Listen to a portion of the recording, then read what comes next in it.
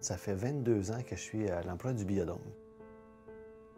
Je connais l'environnement, je connais les animaux, je connais les gens, puis je pense que ça me donne la vue d'ensemble qui est un peu nécessaire dans l'opération qu'on s'apprête à vivre. Ça fait longtemps qu'on se prépare au déménagement. Il y a des gens derrière ça qui sont dédiés, qui veulent que ça se passe bien. Dans la préparation, les animaux étaient entraînés à entrer dans leur cage. Cette méthode-là, cette façon de faire, diminue le stress énormément pour un animal de se faire déplacer.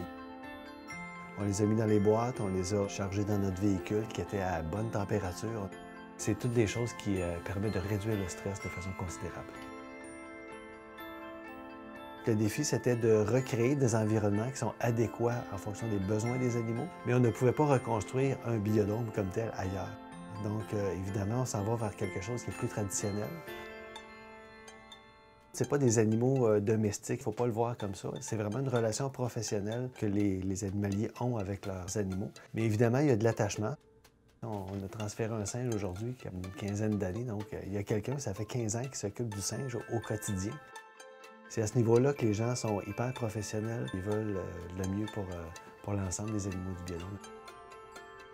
Je n'étais pas ici à l'ouverture en 92, mais là, j'ai la chance de un peu fermer le biodôme, de faire le pivot et de le réouvrir sous une nouvelle forme.